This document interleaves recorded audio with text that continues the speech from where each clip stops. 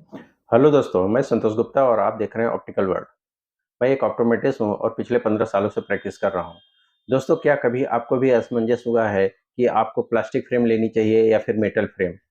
दोस्तों, आप अकेले नहीं हैं, ऐसे बहुत सारे लोग हैं जिनको ये प्रॉब्लम या असमंजस होता है कि उनको कौन-सी फ्रेम लेनी चाहिए, प्लास्टिक फ्रेम लेनी चाहिए या फिर मेटल की फ्रेम लेनी चाहिए। दोस्तों, आज मैं आपको बताऊँगा और मैं एक्सप्लेन करूँगा क्या किन बातों को आप ध्यान देके आप अपने लिए एक अच्छी फ्रेम या प्लास्टिक की या मेटल फ्रेम आप सेलेक्ट कर सकते हैं। क्योंकि फ्रेम जो होती है हमारे फेस के ऊपर रहती है और इससे हमारी पर्सनालिटी डिफाइन होती है, हमको किस तरह का दिखना है। तो दोस्तों, आप मेरे साथ वीडियो के लास्ट तक बने रहिएगा। मैं आपको आज ए टू जेड प्लास्टिक और मेटल फ्रेम में क्या डिफरेंसेस हैं, क्या इसकी अच्छाइयाँ हैं, क्या इसकी बुराइयाँ हैं, क्या इसकी कमियाँ हैं, इसमें एक्सप्लेन करने वाला हूँ। दोस्तों, अगर आपने अभी तक चैनल को सब्सक्राइब नहीं किया तो कृपया करके इस चैनल को सब्सक्राइब कर लीजिए और बेल आइकन को भी दबा दीजिए, जिससे आने वाली सारी वीडियो की नोटिफिकेशन आपको मिलती रहे। तो चलिए वीडियो को चालू करते हैं।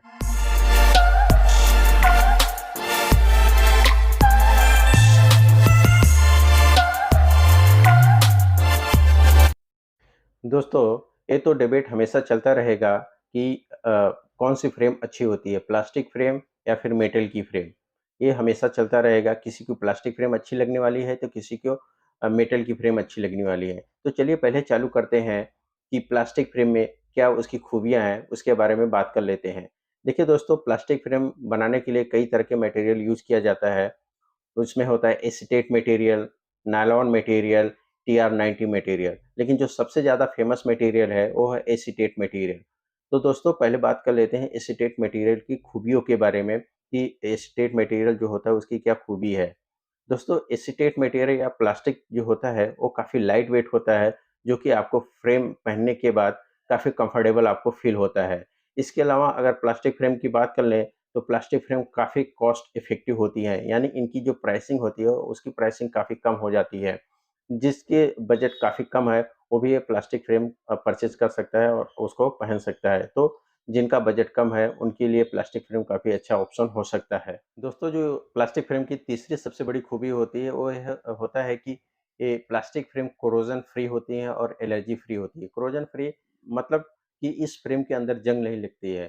किसी-किसी का पसीना बहुत ज़्यादा सॉल्टी होता है, तो अगर वो मेटल फ्रेम पहनते हैं, तो वो फ्रेम जल्दी कोरोज़ हो जाती है, जल्दी उसके अंदर जंग लग जाता है। लेकिन प्लास्टिक फ्रेम में जंग नहीं लगता है, तो ये ड्यूरेबल भी ज़्यादा होती हैं और लॉन्ग लास्टिंग चलती है, ज़्यादा लंबे टाइम तक ये फ्रेम प्लास्टिक की चलती रहती हैं।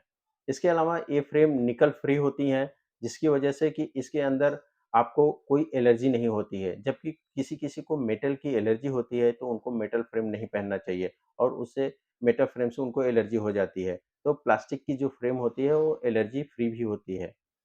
दोस्तों, इसके अलावा जो चौथी इसकी सबसे बड़ी खूबी है, प्लास्टिक फ्रेम की जो थिकनेस होती है, उसकी जो बॉर्डर की थिकनेस होती है, आप देख सकते हैं उसकी बॉर्डर की थिकनेस थोड़ी थिक होती है ये फ्रेम। तो किसी का नंबर अगर काफ़ी हाई है, किसी का नंबर ज़्यादा है, तो उसके ग्लासेस की जो थिकनेस आने वाली है, वो थिकनेस इस बॉर्डर के अंदर छुप जाता है, जो कि उनका ग्लास कंपैरेटिवली थिन दिखाई देने लगता है। पतला लगने लगता है कि इनके ग्लासेस पतले हैं। तो ये इसकी काफ़ी अच्छी खूबी है।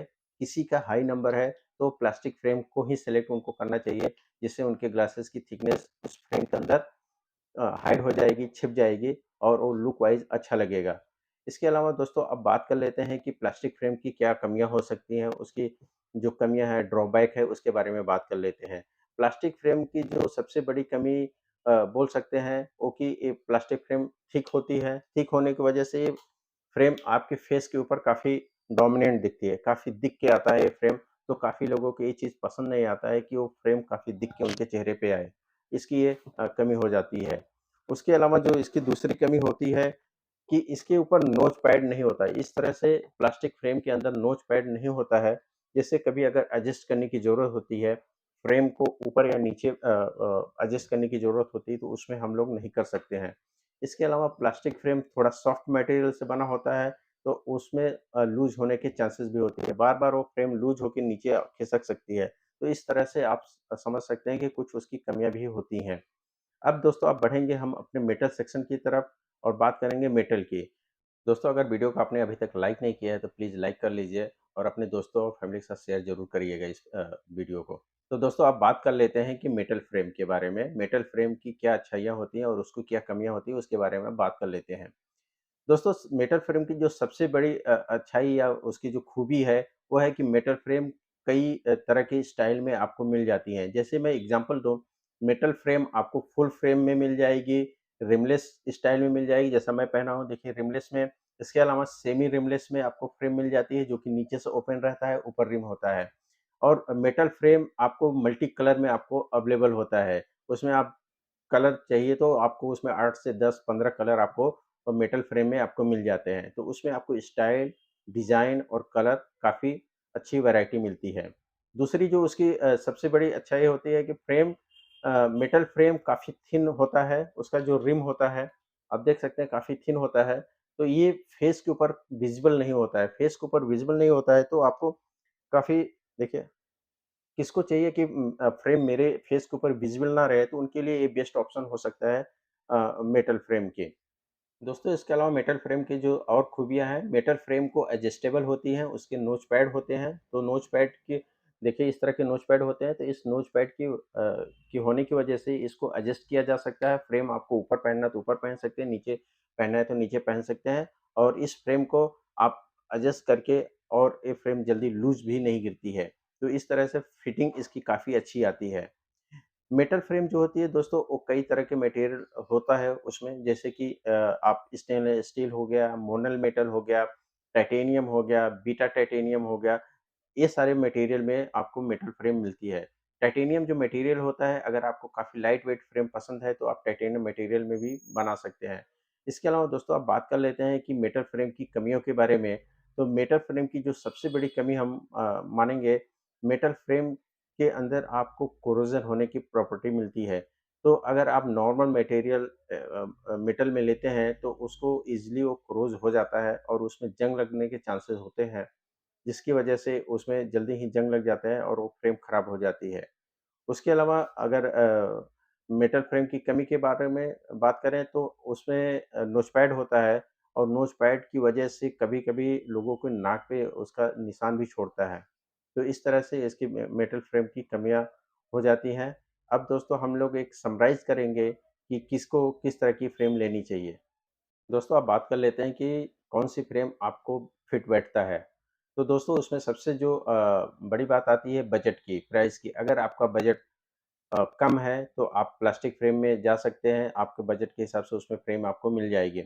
इसके अलावा दूसरे जो बात आती है प्रिस्क्रिप्शन, अगर आपका लो प्रिस्क्रिप्शन है तो आप मेटल फ्रेम में जा सकते हैं, अगर आपको कम विज़िबल फ्रेम चाहिए, चेहरे पे कम विज़िबल फ्रेम रहे, तो आप मेटल फ्रेम में जा सकते हैं। लेकिन अगर आपका प्रिस्क्रिप्शन हाई है, आपका नंबर ज़्यादा है, तो आप डेफ़िनिटली फाइबर की फ्रेम में जाइए, प्लास्टिक की फ्रेम में जाइए, जिसमें कि आपकी जो ग्लासेस की थिकनेस है वो काफ़ी हाइड हो जाएगी, उसके अंदर छुप जाएगी, तो आपको उसके लिए अच्छा रहेगा। अगर आपका प्रिस्क्रिप्शन हाई है, तो आप प्लास्टिक फ्रेम में जाइए। इसके अलावा कुछ लोग को दिखना होता है, स्टाइलिश दिखना होता है, उनको ऐसी फ्रेम चाहिए जो उनको स्टाइलिश लुक दे, तो उनको मेटल फ्रेम में जाना चाहिए। मेटल फ्रेम क्योंकि लुक वाइज़ थोड़ी अच्छी दिखती हैं, तो आप मेटल फ्रेम में जा सकते हैं।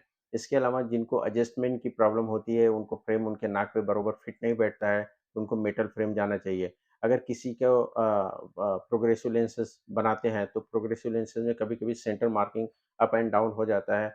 तो अगर आप मेटल फ्रेम में प्रोग्रेसिव लेंसेज़ बनाते हैं, तो इन फ्यूचर आपको एडजस्टमेंट की अगर ज़रूरत है, तो मेटल फ्रेम में एडजस्ट किया जा सकता है। तो दोस्तों आशा करता हूँ कि इन सारे जो मैंने कंक्लूज़न निकाले हैं, तो आपको इस वीडियो से फ़ायदा मिलेगा और आगे आप अगर फ्रेम सेलेक्ट करने जाएँगे, तो आपको इस वीडियो देखने के बाद ईज़ी गिरेगा। तो अगर आपको ये वीडियो अच्छा लगा है तो इसको लाइक कर दीजिए और अपने दोस्तों और फैमिली के साथ इसको शेयर ज़रूर करिए, ठीक है? आप ऐसे ही अपनी आँखों का ख़्याल रखिए। Love your eyes, protect your eyes. धन्यवाद।